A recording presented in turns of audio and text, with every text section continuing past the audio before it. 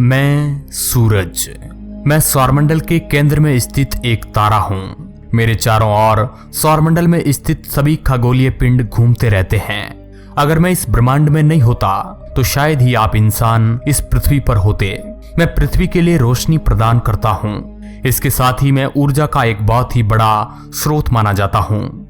दोस्तों, आखिर मेरे अंदर ऐसा क्या है जो मैं इतनी ज्यादा गर्मी उबल रहा हूँ? आखिर मेरा आकार कितना बड़ा है और मैं किन पदार्थों से मिलकर बना हुआ हूँ?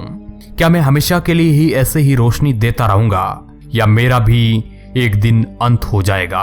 आपको मेरे बारे में जानना इसलिए भी जरूरी है क्योंकि मैंने ही आपको जीवन दिया है। अगर मैं एक दिन भी पृथ्वीवासियों को रोशनी देने से इनकार कर देता हूँ तो पूरी पृथ्वी पर बर्फीले पहाड़ जम जाएंगे और जीवन पूरी तरह से खात्मे की कगार पर चला जाएगा। तो चलिए दोस्तों, आज मैं आपको मेरी उस उबलती हुई दुनिया पर ले चलता हूँ। हेलो दोस्तों, मैं हूँ आपका दोस्त सुरेश सांचोरी, यानी कि सूर्य की जुबानी। आप देख रहे हैं रहस्य मीडिया यूट्यूब चैनल। दोस्तों, शुरुआत करते हैं आखिर मेरा निर्माण कैसे हुआ था। मेरे निर्माण की कहानी आज से 4.5 अरब साल पहले शुरू होती है, जब धूल के कण और गैस के ठंडे बादल, जिसे निहारिका कहते हैं, जिसमें विस्फोट होने के कारण बादल के ढह जाने से उसके अंदर मौजूद रॉ मटेरियल उससे अलग हो गया, जो बाद में आपस में ग्रेविटेशनली कोलैप्स यानी कि गुरुत्वाकर्षण के कारण आपस में जुड़कर इसी सोलर नेबुला के बीच में मेरा निर्माण करते हैं। ये ठीक वैसा ही हो रहा था जैसे किसी तारे का निर्माण होता है और बाकी बचे मटेरियल ने मेरे चारों ओर चक्कर लगाते हुए ग्रहों का निर्माण किया। लेकिन दोस्तों, आखिर मेरे अंदर ऐसा क्या है जो इतना ज्यादा गर्म है?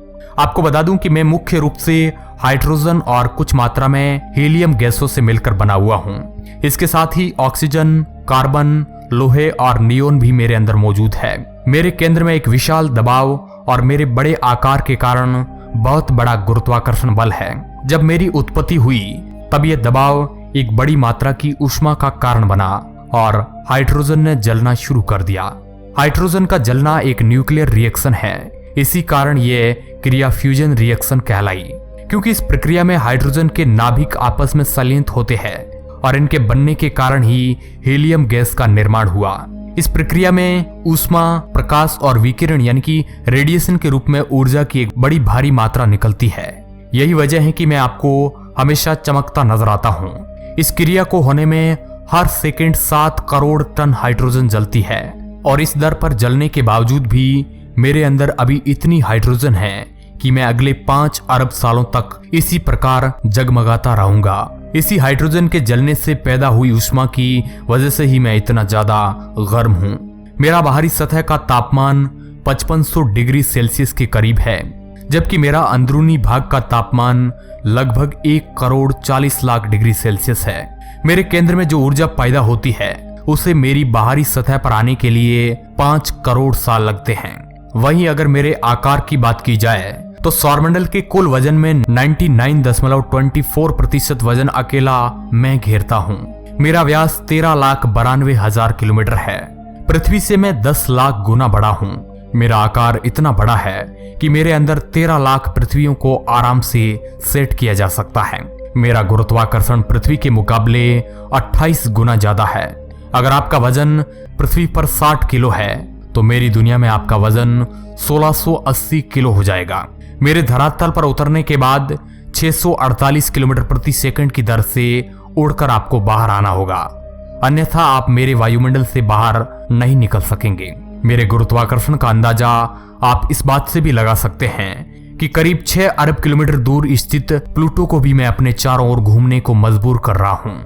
दोस्तों, जिस प्रकार पृथ्वी ठोस मटेरियल से बनी हुई है उस प्रकार मैं ठोस मटेरियल से नहीं बना हुआ हूँ, बल्कि मैं गैसों से मिलकर बना हुआ हूँ। मेरे अंदर के भाग का दबाव पृथ्वी के वायुमंडल के दबाव से 340 अरब गुना ज्यादा है। वहीं अगर अंदरूनी भाग की घनता की बात की जाए तो वह धरती पर मौजूद पानी की घनता से 150 गुना ज्यादा है।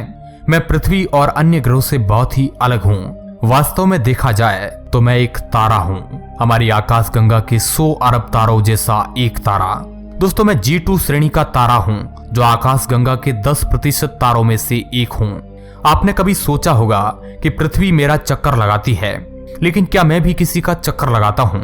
दोस्तों, जैसे सौरमंडल के ग्रह मेरा चक्कर लगाते हैं, वैसे ही मैं भी पृथ्वी सहित पूरे सौरमंडल को लेकर हमारी आकाश गंगा के केंद्र की परिक्रमा कर रहा हूँ। और इस परिक्रमा की समय अवधि 25 करोड़ वर्ष है। मेरी उत्पत्ति से लेकर अब तक मैंने आकाश गंगा के केवल 20 ही चक्कर काटे हैं। और जैसे पृथ्वी अपनी धुरी पर एक चक्कर 24 घंटे के अंतराल में पूरा करती है, वैसे ही मुझे अपनी धुरी पर एक चक्कर पूरा करने में करीब 25 दिन लग जाते हैं। मैं भारी मात्रा में सौर वायु उत्पन्न करता हूँ, जिसमें इलेक्ट्रॉन और प्रोटॉन जैसे कण होते हैं। इन सौर वायु की गति लगभग 450 किलोमीटर प्रति सेकंड होती है और ये इतनी प्रभावी होती है कि मेरे ताकतवर गुरुत्वाकर्षण क्षेत्र से भी बाहर निकल जाती है। धरती जैसे शक्तिशाली चुंबकीय क्षेत्र वाले ग्रह ऐसे कणों को धरती तक पहुंचने से पहले ही मोड़ देते हैं। प्रकाश कणों, फोटोन और सौर पवनों के रूप में उत्सर्जन से मैं प्रति सेकंड अपने भार में 50 लाख टन कम हो रहा हूँ। मेरी दुनिया पृथ्वी से लगभग 15 करोड़ किलोमीटर दूर है। मेरा प्रकाश पृथ्वी तक पहुंचने में 8.3 मिनट लग जाते हैं। वही सौरमंडल के आखिरी छोर पर स्थित प्लूटो पर मेरा प्रकाश पहुंचने में 5 घंटे 30 मिनट का समय लग जाता है। मेरे से पृथ्वी को प्राप्त होने वाली ऊर्जा मेरी कुल ऊर्जा का 2 अरबवां भाग है। दोस्तों, मैं हर एक सेकंड में करीब 7 करोड़ टन हाइड्रोजन को 6 करोड़ 95 लाख टन हीलियम में ट्रांसफर कर देता हूँ और पीछे बची 5 लाख टन गामा किरण में बदल जाती है। दोस्तों, अब आपको मैं मेरे बारे में कुछ रोचक जानकारी से रूबरू करवाता हूँ। मान लो आप मेरे से निकलने वाली 1 घंटे की गर्मी को सोलर पैनल के जरिए बिजली में कन्वर्ट कर देते हैं, तो ये इतनी ज्यादा ऊर्जा होगी कि इससे पूरी दुनिया की 1 साल की बिजली खपत को बचाया जा सकता है।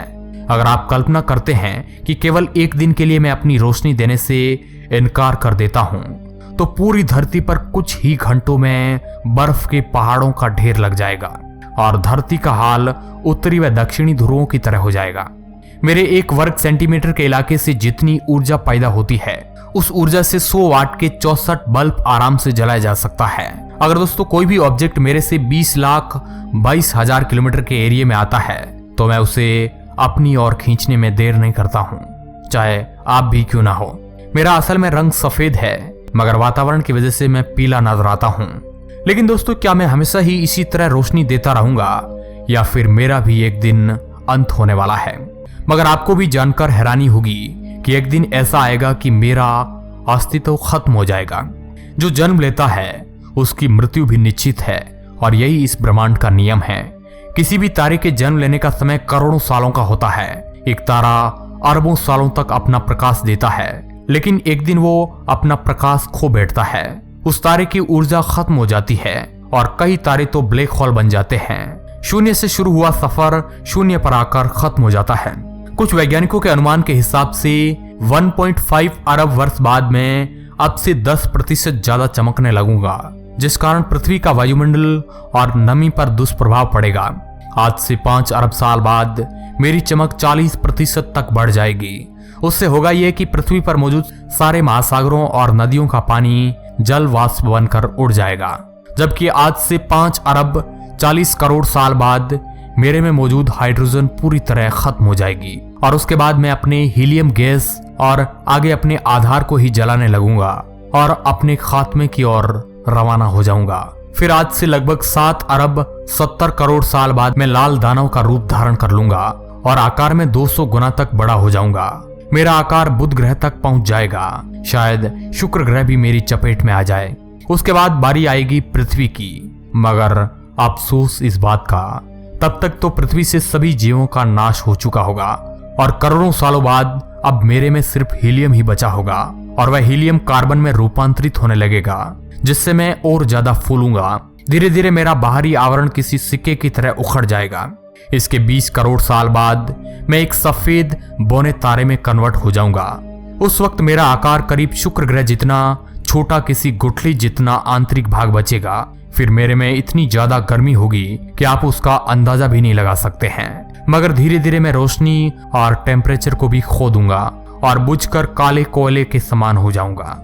तो दोस्तों, कुछ इस तरह मैं धरती और अन्य ग्रहों को नष्ट करने के बाद मेरा भी अंत हो जाएगा। लेकिन दोस्तों, तब तक आपकी अरबों पीढ़ियां बीत जाएगी, तो आपको डरने की बिल्कुल भी जरूरत नहीं है। तो दोस्तों आखिर मेरी कहानी आपको कैसी लगी, आप अपनी प्रतिक्रिया कमेंट बॉक्स में मुझे जरूर बताएं। वीडियो के अंत तक बने रहने के लिए आपका बहुत बहुत धन्यवाद।